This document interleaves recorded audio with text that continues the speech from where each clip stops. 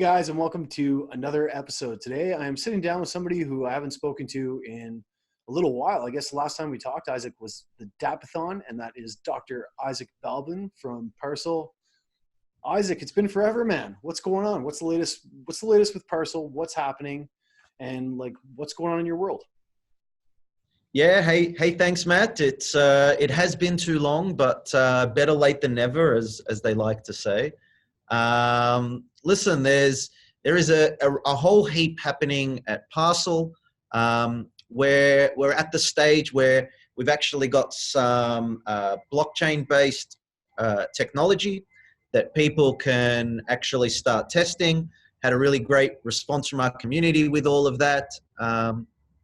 And we're in the process right now of just starting to get more and more cannabis businesses up and going and familiar with what we're building so that we can test it in market before we actually hit that thing really hard and start to scale up. One of those things that I think we both love about EOS is EOS is built to scale, and we need that. Otherwise, everything that we're doing would kind of get stunted a couple months down the track. So yeah, it's really exciting. Been talking to a lot of people with really wide areas of expertise, and one of the things that I think has been really interesting is I have this great friend. His name's Ralph Kaiser, and he was able to help actually formulate into terminology some of the paradigm of why what we're doing in Parsl is so valuable for the industry, which is rather we all know about KYC, right? Everyone in crypto, in blockchain knows KYC and how important that is. Now, the tricky part in cannabis is KYC is not enough. You actually have to KYCC, know your customer's customer.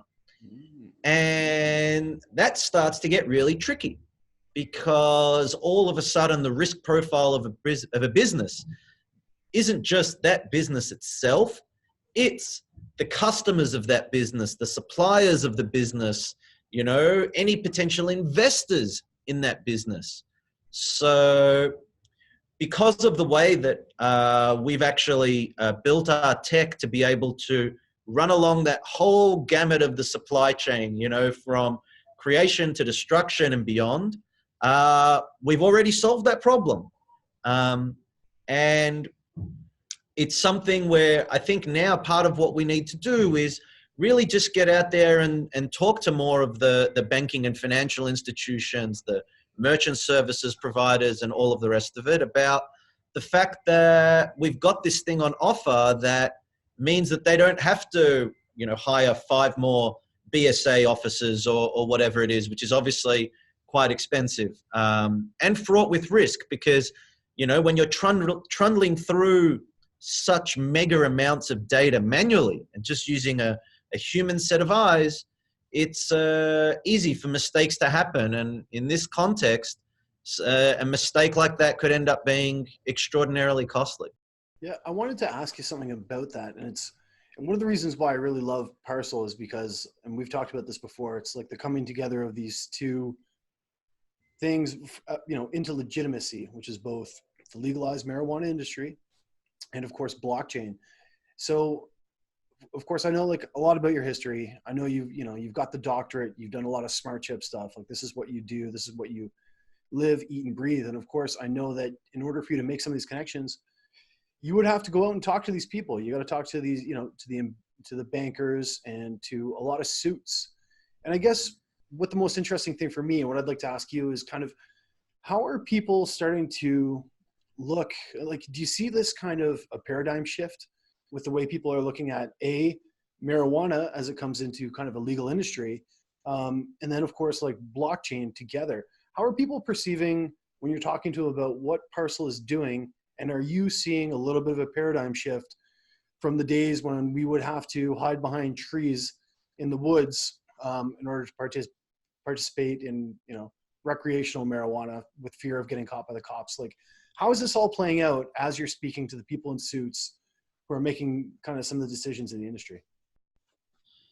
So, I mean, there definitely has been some sort of a shift. And I think that shift has come about more so from a cannabis and or marijuana perspective than from a blockchain / crypto perspective. And the reason for that is it's now quite common in the news for traditional institutional investors to be looking at and considering different cannabis investments. Yeah. And because they're doing that, it forces them to actually learn a little bit about it. And that process does a lot to legitimize it. However, there's still a lot of this like, we're interested in it, but not for me, for those people over there kind of thing. So, I mean, it's better than the days that we had to, that people had to hide behind a fence and, like be ready to run at the slightest sign of a siren. So it has changed in that regard.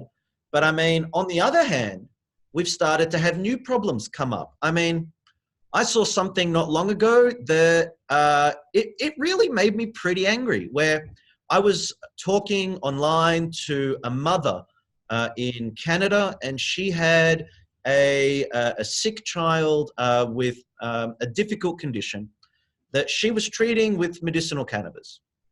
Right. Yeah. Except it turns out that this mother had actually gotten abused and vilified by cannabis advocates. Why? Because she was apparently feeding corporate giants and poisoning her child by sourcing the product from legal means. And, when I first heard about this, I couldn't believe that it was true. And I started communicating with this woman and saying, listen, surely not.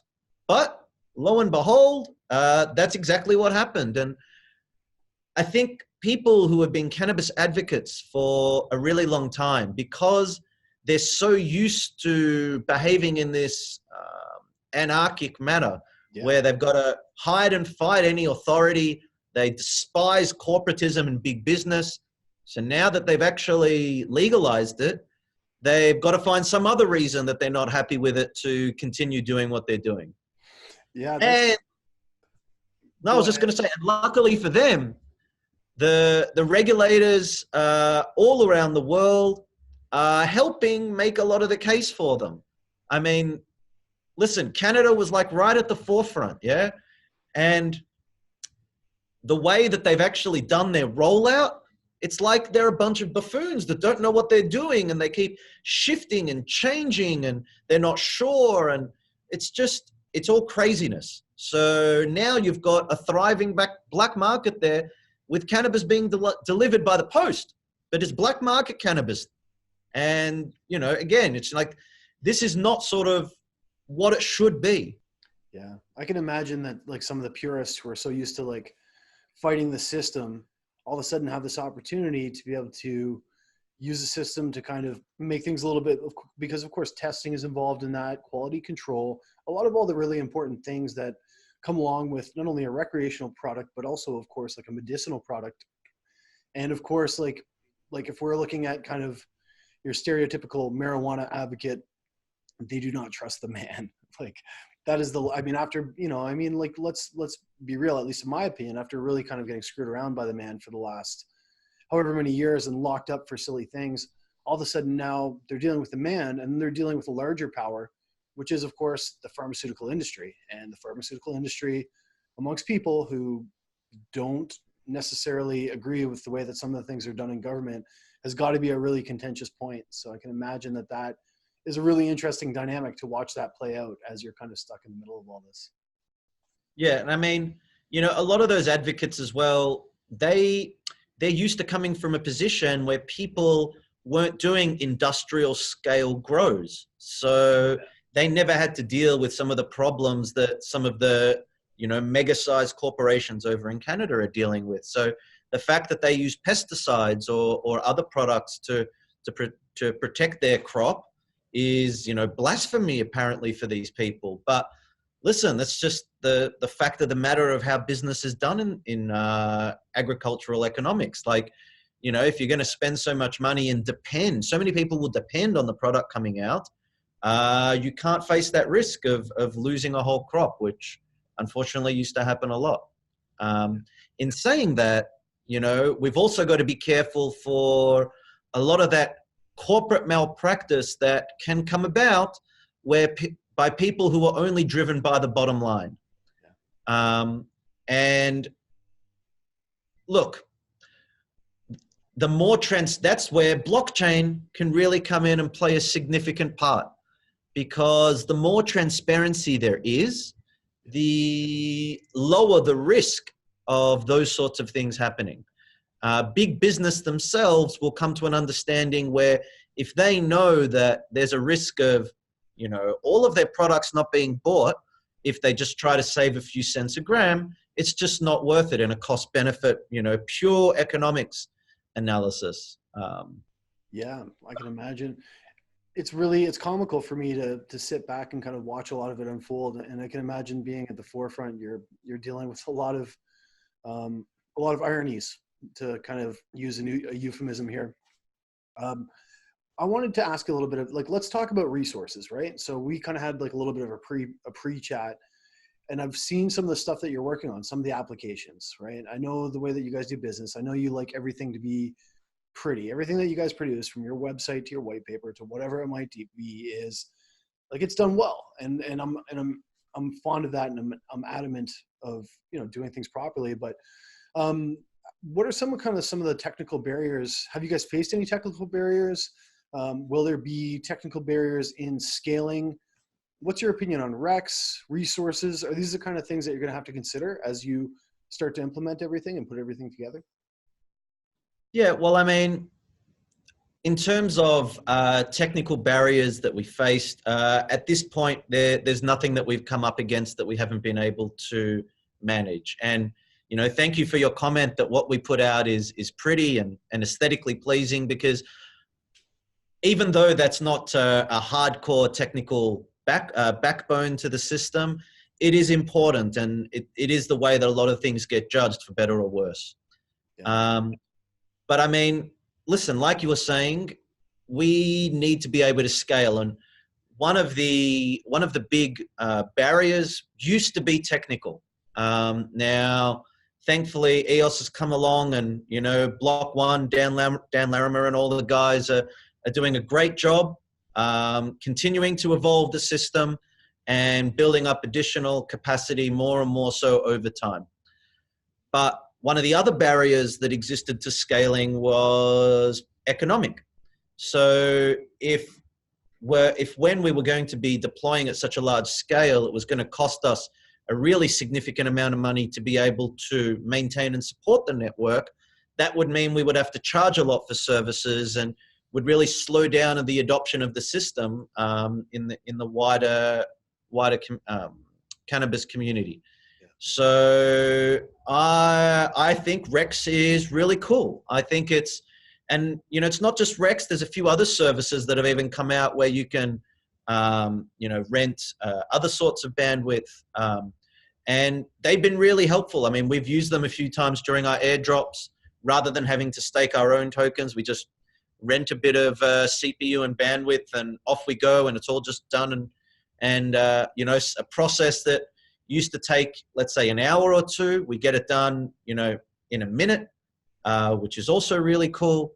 And I think things like Rex are just going to help the adoption of this technology get significantly more coverage, and it's just going to be one less barrier that the blockchain industry faces when we try to persuade traditional industry to come on board and be part of the revolution that is on its way already. Yeah.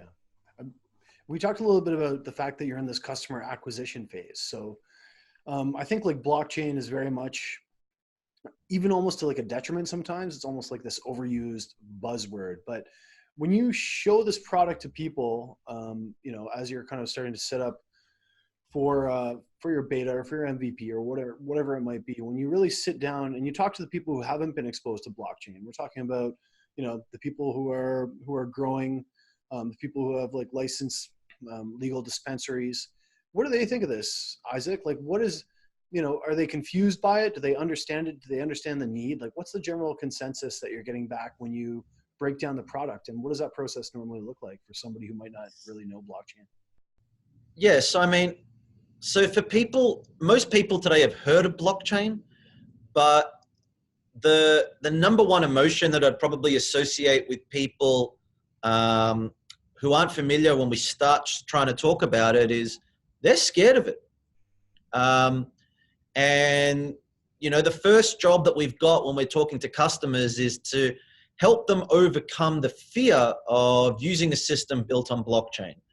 I mean, they start, asking things like, well, have other people done this? And, it's like, how can I sort of be sure that you're not trying to scam me? And look, eventually, because we are able, you mentioned that word earlier, to bring a real sense of legitimacy to what we're doing. And, something that we've, I think, shown since we started this journey, that really does help persuade people to give it a go at the very least. But I mean, listen, still to today, like one of the most common things that we've got to explain is blockchain is not Bitcoin. And, Bitcoin has its place, it's cool for what it needs to do, but that's not what we're doing. And I mean, what we try to do is sort of turn it into a little bit of a positive where, we educate people a little bit about, the difference between Bitcoin and blockchain. Or sometimes even saying Bitcoin is too much. We just say it's not cryptocurrency, right? There are many more other and interesting and more useful things that we can do with it. And we spin it into a little bit of a positive where we say, and by the way, the way that we've built this is actually to de-risk a fluctuating cryptocurrency from having anything to do with your business. If you don't want to get involved in that side of things, you don't have to. Yeah. And if you don't even want to know about the blockchain and you simply want to trust that other people have inspected what we're doing and give it a security thumbs up, then that's okay as well. And it's like, I think when we spoke way back then, we try to make it really simple for people to use. Yeah. Because, the security and the usability of the blockchain technology that we're implementing, that's not something that they need to directly interact with, right? It's a layer underneath the whole thing. And, maybe, I try to tell a story where I say, listen, you drive a car. Most people drive a car. But how many of you know really how an engine works, right? It's pretty tricky. Yep. But this is the thing. You don't need to know how the engine works, right? You just need to know how to drive a car, how to buy a car, and what you're going to be able to do with it.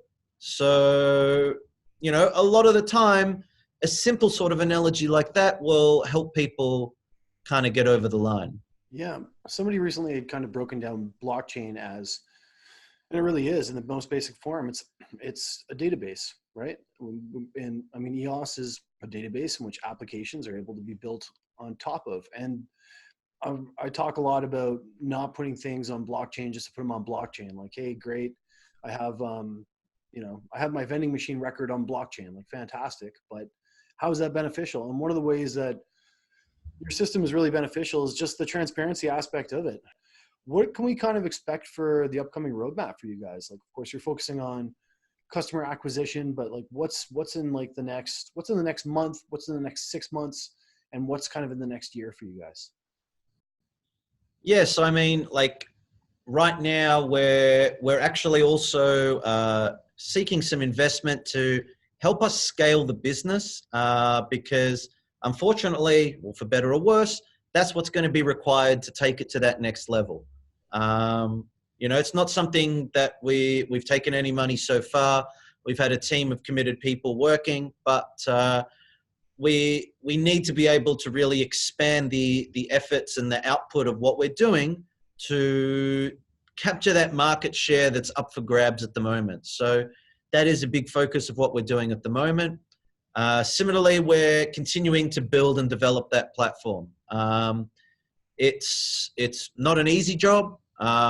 It's oftentimes not overly exciting, the nuts and bolts of the whole thing, but it needs to continue on pace for us to keep delivering a lot of the features that we want to output. And, and then like you said, at the same time, the main purpose of that funding coming in, aside from development, is going to be getting that customer acquisition up and going, because there are so many different places that we need to reach that we really need to, build that team out and, distribute ourselves at a global level to meet the demand in different parts of the world. I mean, the opening up of access for cannabis around the world hasn't stopped. I mean, we've got Korea now, and we've got Thailand, and we've got whisperings about China, which is tremendously exciting, because, the day that happened, the size of the cannabis market globally will almost double overnight. So, and again, I think even in a place like China that is so strict about the controls that they put in place to regulate their society, yep, a system like what we've built in Parsl will be able to facilitate their requirements in a way that everybody is getting their needs met. I mean, people all around the world get worried about counterfeit goods coming out of China and competing with, non-counterfeit products, which are significantly marked up. But I mean, people kind of forget that the place in the world that has to deal with the most counterfeits is China itself. So when we're able to come in there and say, hey, sure, you guys see a risk to opening up this industry. I mean, historically, the British did use opium to kind of keep the country down a couple hundred years ago. And that's something that they're very wary of, and for good reason.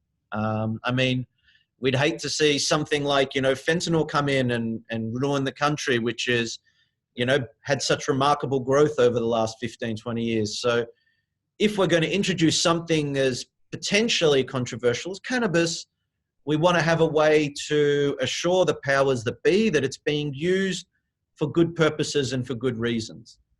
But I mean, look, the other thing that's also interesting is now that we've actually had recreational cannabis running in a few places, there's actually data starting to come out to support why that's actually a good thing. For example, in Colorado, they did a study on the effect of real estate prices when a dispensary would open up in the area. And interestingly, a medicinal cannabis dispensary didn't affect prices. And by the way, just before, prices are a really good measure of how the community views the existence of that business, because people vote with their feet and with their wallet. If it was no good, then house prices would drop, and if people want to be closer to that thing, then house prices are going to come up. So what they actually found is when a recreational dispensary opens up, the nearby real estate increases in price by about, I think, 15% on average. And in the actual study that they did, that was equivalent to about $6,000 a house. So I think that what we're seeing is that people actually want this. And it doesn't increase the rate of crime. It significantly reduces the number of prescriptions for opioid-based medicines. And, a lot of the fear that's associated with opening up the cannabis industry is starting to be able to be alleviated with the data that's actually already out there. And that's a really important thing to to continue the evolution of the industry. Yeah, criminalization does not work. We only put it into the hands of the people who are able to operate in other countries to be able to produce and smuggle in those goods. And oftentimes those people who are able to do that are not using the money to fund infrastructure projects that are going to benefit the world. Like, we're talking about bad people who are using the system and using our failures within the system to make money and do some really horrific things. I mean, criminalization, does it work, Isaac? I have my opinion. Well, I think the data shows that all it does is put money into the hands of the wrong people. Interestingly, the rates of usage don't change significantly. Although what we might see is, as we start to see new forms of cannabis being available to people, whether that's liquid-based cannabis, bath salts, or even the upcoming CBD market, I think we will start to see an increase in the number of people that participate in that. But that's, again, I think only going to be a good thing for society, so that people feel healthier, which is something that we should all really want, right? Yeah, I'm an athlete myself. I participate in a bunch of different things. One thing that I really like doing is jujitsu. I'm always sore, and I've heard a lot of the guys say they're huge fans of the CBD oil. Of course, Joe Rogan, who I absolutely love. I think the guy's a genius. He's just a comedian who's very, very sharp and really good at kind of relating ideas. Praises it. I mean, who knows? He's probably got a company that produces it, of course. But I've heard a lot of really positive things about CBD, and it's cool to start to see some of these products come to the forefront. Is not like these like behind the scenes, back alley things, but things that we're seeing some of the people we respect most really giving praise to. So I think that's really, really neat, man. I wanted to just kind of give you a last little question to kind of plug anything that you're talking about, or just where people can come and find you. But I also wanted to say, Isaac, I follow your Twitter lately, man, and this is nothing that we discussed. And of course, in the spirit of a true PhD, I really enjoy your Twitter a lot. You've kind of got the different inventors, and it's really cool, man. I just wanted to say that I've really enjoyed that over the last little while. So if anybody's watching this, you got to go check out Parsl, and you have to go check out all of their socials, because you guys do it really, really well. But I love your personal Twitter. I think it's interesting. I'm going to make sure I put a link below. So I guess without rambling on too much, man, I hope we can do this on the regular. I love chatting with you. I like the social issues. I like what you guys are doing. Is there anything kind of last thing that you wanted to talk about, or where can people kind of come find you, learn a little bit more about Parsl, and get involved in everything that you're doing? Yes. So, I mean, first of all, thank you very much for that. It was very kind of you. And just very quickly, that bit where I'm posting about people, it was something that I came across where I learned about the connection between gratitude and happiness. And, a little bit more happiness in our lives is good for all of us. So every day I just try to say thank you to one of the people in history that helped get us to this awesome world that we live in today. And, I think people sometimes forget just how incredible the modern world is and how lucky we are to be alive today. So, just that was a little bit about that. The one last thing that I would want to say is, totally in sync with you about Joe. I think he's Joe Rogan. He's an awesome dude, and I love his podcast. I love the way that he finds interesting people to talk to just bring on the show. And in that spirit, I thought that it would be a great thing if we were able to get on and have that conversation with Joe, educate him a little bit more about EOS. I think I've seen some other comments where he's not overly familiar with the crypto or the blockchain space, and similarly really get in there and start talking about the incredible data and science around the cannabis industry, because I know he's an avid user, but I don't think he's intimately familiar with all of the detail that would, I think, be interesting and enlightening for him. So shout out to Joe if you're listening. I'm sure Joe watches the show. So come on, get us on there. Let's have that chat. And if anyone watching wants to help make it happen, I do have something on my Twitter where we're trying to make a little bit of noise and get his attention to help make that a reality. And other than that, for sure, man, let's keep it a regular thing. Always love chatting with you, and thanks a lot. Isaac, man, it's always a pleasure. I love what you're doing. I love the history behind what you're doing. And I love the project, man. So I'm gonna tag Joe. He clearly watches. I'm sure he already watches. So it's no doubt about it, man. But yeah, I'm definitely gonna tag Joe and let him know that Parsl wants to come to town. I think that would be a really cool topic. That'd be a really, really interesting episode. I would definitely tune into that. Isaac, man, thanks again, buddy. Pleasure as always. Nothing but love, and look forward to doing it again soon. Thanks, buddy. Cheers, my man. I'll see you soon.